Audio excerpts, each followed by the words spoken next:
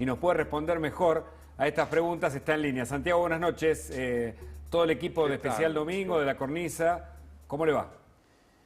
Bueno, un gusto saludarlos a todos, ante todo, y compartir este momento de reflexión. Al contrario, Santiago, ¿qué le preguntarías al presidente? Yo sé que vos sos muy educado, que tus preguntas y tus reflexiones siempre tienen datos, además de ser un gran poeta, sos un enamorado de los datos, ¿por qué no? Me consta por tu último libro que hiciste con Guyot, con Héctor Guyot, República Urgente. Así que si lo tuvieras enfrente, con lo amable que sos y lo prudente que sos y los vínculos que vos podés construir desde lo personal y de lo afectivo, ¿qué le preguntarías al presidente? ¿Qué le preguntarías a Alberto Fernández? Lo primero que haría, Luis, es explicarle a él por qué no le haría ninguna pregunta. Y le diría, mire, presidente, no le haría a usted yo ninguna pregunta porque no confío en la credibilidad de su palabra. Es decir, estimo yo que sus respuestas tendrán siempre un carácter enmascarador y por lo tanto me costaría mucho creerle. Esta conclusión la extraigo del hecho de que el destino que la palabra ha corrido en su boca desde hace muchos años no ha hecho otra cosa que zigzaguear una y otra vez entre posturas inconciliables sin que usted demostrara verse afectado para nada por el efecto de esa contradicción.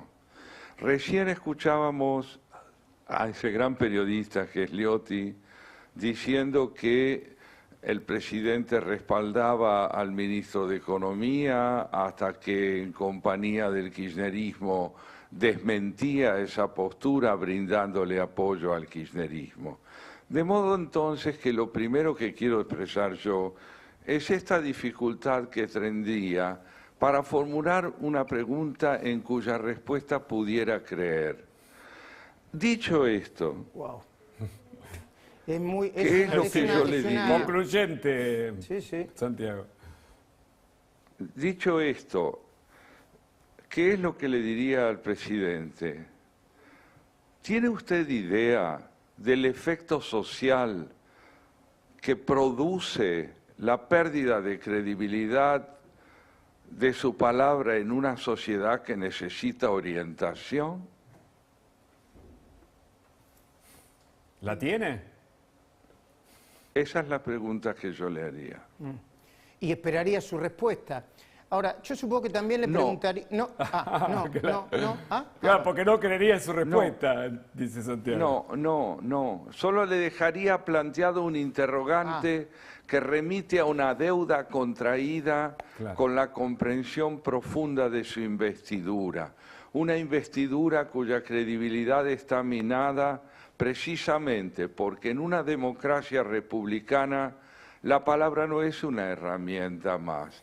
Es el centro de los consensos posibles que deben existir entre el poder y la ley y la ciudadanía. Ahora, también la ley y la ciudadanía, perfectamente. Ahora, también atravesaría esa pregunta y esa otra reflexión tan fuerte y contundente, se agravaría aún más porque las vacunas no llegan, porque la pandemia está... para algunos en su peor momento, con un promedio de contagios que nos convierte en el cuarto país del mundo con más contagios por millón, después de India, después de Estados Unidos y después de Brasil. Repito, cuarto país del mundo, son los últimos datos que acabamos de recibir, cuarto país del mundo en contagios por millón, con un promedio de muertes, aportemos datos para conversar también, con un promedio de muertes que no baja de unas 400 y pico de muertes en los últimos días y con unas semanas en donde están aumentando los fallecimientos, la positividad que tiene que ver con la falta de testeos y bueno, una política, un plan de vacunación que a todas luces no ha sido exitoso. Todo eso se agrava, ¿no? No abarca solamente lo político, digo.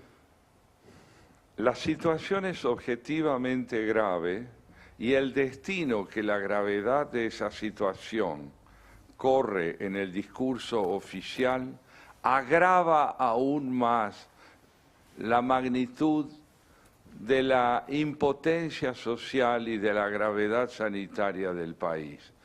La palabra puede curar o enfermar, lo sabemos todos.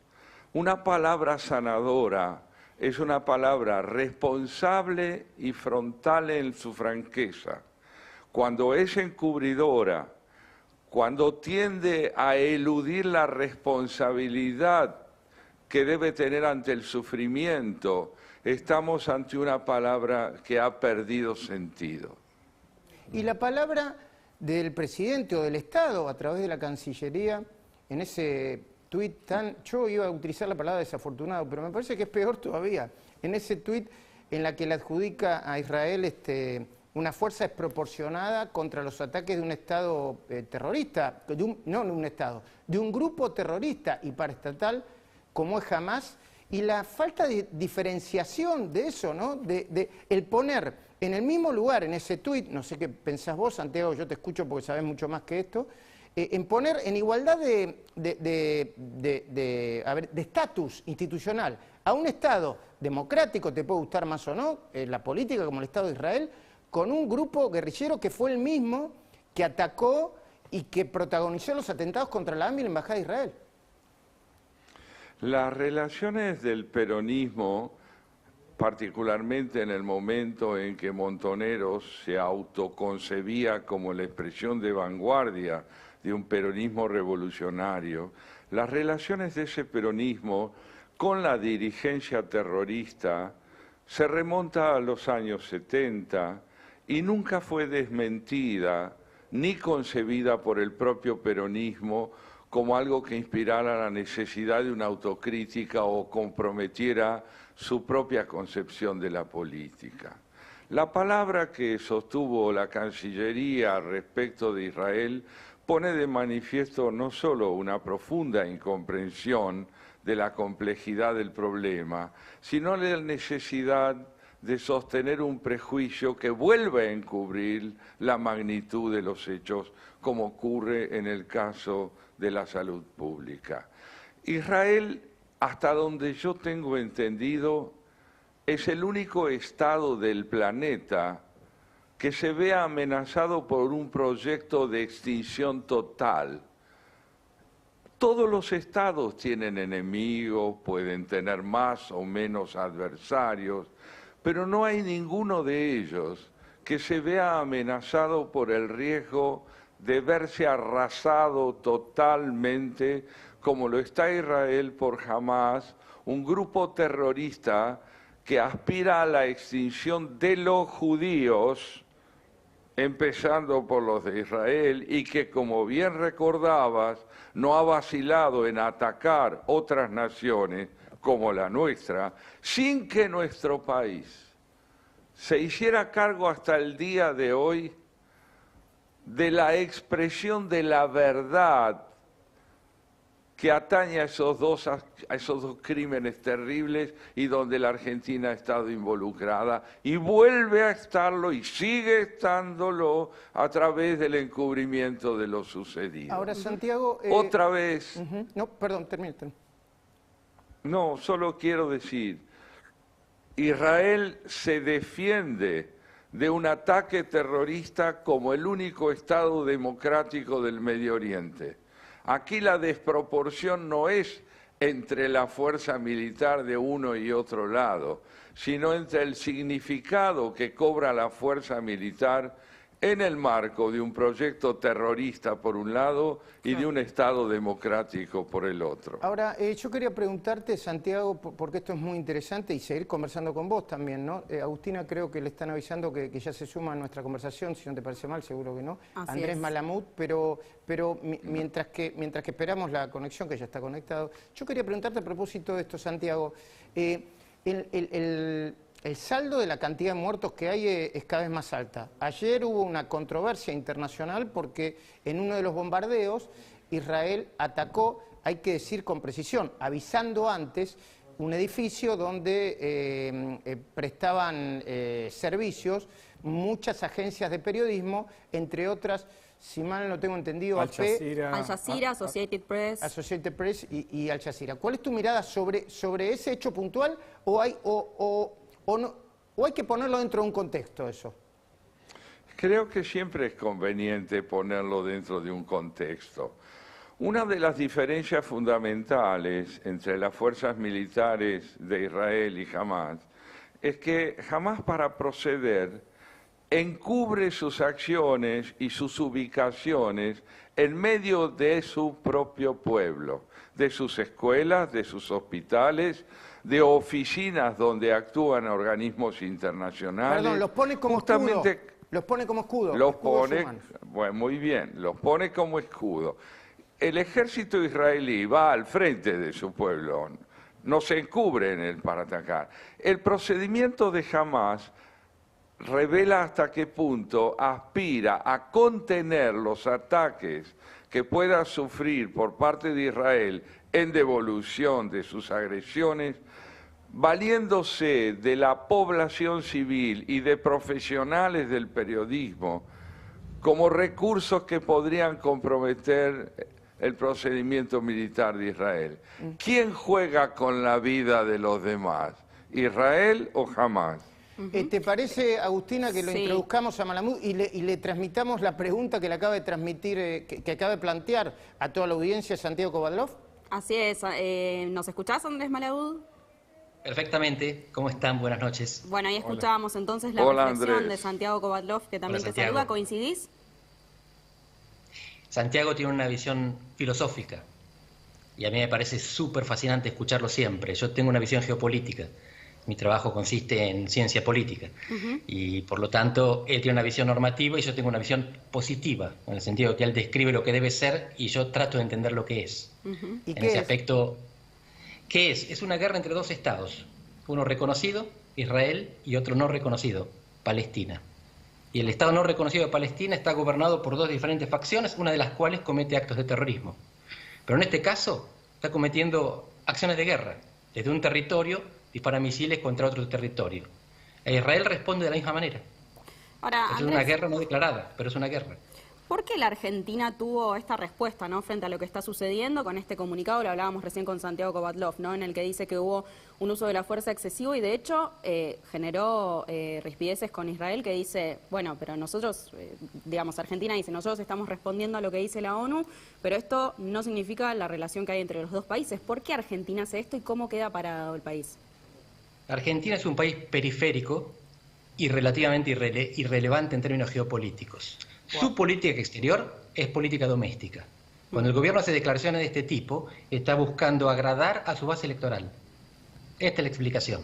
Claro. Los costos internacionales son mínimos, Ahora, porque Argentina no tiene mucha reputación que perder. Claro. es interesante eso porque hoy estamos viendo cuando Israel pone en su comunicado oficial cuáles son las banderas a las que les agradece su apoyo. No está la Argentina, pero no sabemos si porque Argentina es irrelevante o por la posición que tuvo su Cancillería. Ahora, Andrés, perdón mi pregunta, que es una pregunta desde la ignorancia. Hamás no es un paraestado, el Estado es Palestina y Hamás es una... Hamás no es un paraestado, el Estado es Palestina y Hamás es una facción del Estado y es una facción violenta y terrorista, ¿o no? Lo digo del positivismo, no desde un punto de vista principista, sí, bueno, yo tengo posición tomada, sino desde un punto de vista descriptivo. Correcto. Hamás es la facción que gobierna una de las dos partes territoriales en que está dividida Palestina, o el Estado palestino, como lo quieran llamar, los territorios palestinos. Gaza. El gobierno de Gaza está comandado por Hamás. De eso se trata. Israel se retira de Gaza, como algunos creen que tendría que retirarse también de Cisjordania, pero de Gaza retiraron 8.000 colonos, en Cisjordania hay 700.000. Claro. Es mucho más complicado. A ver, y mientras tanto, sí. Hamás, y esto está es bien. importante, Hamás gobierna un territorio bloqueado por dos estados. Es solo mirar el mapa, Israel y Egipto. Y esto es muy importante. Esto es una guerra entre un fuerte y un débil. El débil tiene capacidad de hacerle daño al fuerte, pero no de ganar. Los únicos que pueden definir esto son terceros que arbitren. Los terceros son Estados Unidos, que tiene posición por Israel, y los países árabes, que tienen posición por Israel. Ahora, porque Andrés, Hamás es un satélite de Irán. la Y pregunta por lo tanto, es, acá lo que estamos jugando es la geopolítica. el sector más ortodoxo, más violento de Hamás, ¿Es capaz de sentarse en una mesa de diálogo, vos conociendo a todos los actores en este conflicto? El Estado de Israel es fundado por los laboristas y es gobernado sucesivamente por dos primeros ministros que fueron anteriormente terroristas, Begin y Shamir, y fueron terroristas designados de tal manera por David Ben Gurión, el fundador del Estado de Israel. Y Mandela fue preso por terrorista. Okay. Por supuesto que la paz es entre enemigos y los terroristas, si no se los mata, se los puede traer a la mesa de negociación. Así como están fundados todos los estados, no todos. Okay. Una buena parte de ellos. A ver, quiero terminar este tema y pasar a otro tema, porque Andrés responde muy rápido y tiene definiciones muy contundentes. Quería que pudiese agregar algo sobre esto, Santiago, una especie de conclusión amistosa, sí, obviamente es amistosa, pero evidentemente bueno, ante todo, es para mí un placer muy grande escucharlo, Andrés. No es la primera vez que lo hago, ni será la última. Solo quería introducir un matiz donde él habla de terroristas que han sido capaces de sufrir una conversión que los llevó a una mesa de negociación ulterior. Yo no estoy seguro que convenga llevar adelante esta generalización, porque jamás perdería identidad si fuera una mesa de negociación renunciando a su objetivo primordial con respecto a Israel, que es barrerlo del mapa. Mientras tenga vigencia este axioma, que es que Israel debe desaparecer, no habrá conversión posible y por lo tanto no habrá política. De modo que todos los terroristas pueden sufrir una conversión como la de Mandela o la que sufrieron los líderes de Israel. Ojalá que sí, Andrés. Ojalá.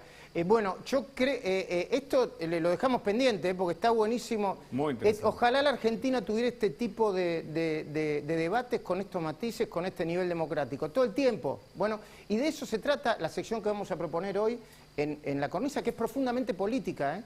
Nosotros creemos que las preguntas bien fundamentadas, con datos, sin mala intención, no agresivas, pero sí con fundamentación y con dudas. En este caso vamos a empezar la sección con qué le preguntarías al presidente. Sirven para hacer mejor política. Y el problema es que este gobierno tiene un presidente que solamente, es mi posición, Andrés, por esto va la pregunta para vos. No significa que yo quiera trasladarte mi posición a vos. Tiene un presidente que responde preguntas solamente a los amigos, a los del palo. Una vicepresidenta que hace años que no da conferencia de prensa, sino que hace posteos, videitos, Twitter, Facebook, Instagram. Y tiene un montón de gente que no contesta si no son a los amigos. Por eso yo creo que la pregunta, no solamente de los periodistas, sino de ciudadanos preparados y en contexto, a cada uno de ellos le va a hacer un poquitito, vamos a aportar un granito de arena al sistema democrático. Y a propósito de esto, yo te pregunto, ¿qué le preguntarías al presidente si lo tuvieses enfrente, Andrés? Coincido con lo que decía Santiago antes. La palabra presidencial está bastante devaluada. Si yo quisiera saber lo que el presidente va a hacer, no se lo preguntaría, porque es difícil confiar en que su respuesta anticipe sus acciones. Pero sí me gustaría saber lo que piensa, porque tiendo a creer que lo que piensa es independiente de lo que haga. Y me gustaría saber a qué país se quiere parecer, cuál es su modelo de país, cómo se imagina Argentina en el futuro, para dónde apunta. Y vos porque sabiendo cuál es el modelo de sociedad, de organización política, uno puede entender sus acciones, independientemente de sus palabras, que no siempre se corresponden con sus acciones. Ok, Andrés, y vos te lo preguntás porque estás viendo que hay una posición, por lo menos pública, de bastantes diferencias en este fin de semana, entre el presidente, su ministro de Economía, Martín Guzmán, y Cristina por un lado, Máximo Kirchner, Axel Kicillof, para ponerlo de una manera, en el otro. ¿Esa es tu duda? ¿Es sobre lo que dicen o sobre lo que están haciendo? Te doy un ejemplo. Cuando el presidente viajó a Europa, el primer país en el que desembarcó fue Portugal. El comunicado del gobierno argentino y el comunicado del gobierno portugués no eran contradictorios, eran completamente disociados. El comunicado del gobierno argentino decía que Portugal apoyaba a Argentina en la renegociación de la deuda. El comunicado de Portugal decía que Argentina apoyaba a Portugal en el acuerdo del Mercosur con la Unión Europea. Portugal no mencionaba al Fondo Monetario y Argentina no mencionaba a la Unión Europea y el Mercosur. Cada uno hablaba para su tribuna. Bueno, entonces, no le preguntaría lo que va a hacer, porque claro, las palabras de él no te dicen lo que va a hacer, te dicen lo que cree que conviene. Yo querría tratar de entrar en su cabeza para ver qué país está ahí metido. Bueno, ¿Para dónde mira? Y a propósito de esto, que es otro de los grandes temas del día de hoy, yo no sé si... yo les aclaro que Andrés Malamud es profesor de la Universidad de Portugal, pasa mucha parte del tiempo en Portugal, creo que ahora está en la República Argentina, en su localidad natal, que creo que es Olavarría, ¿no? Entiendo, ¿sí?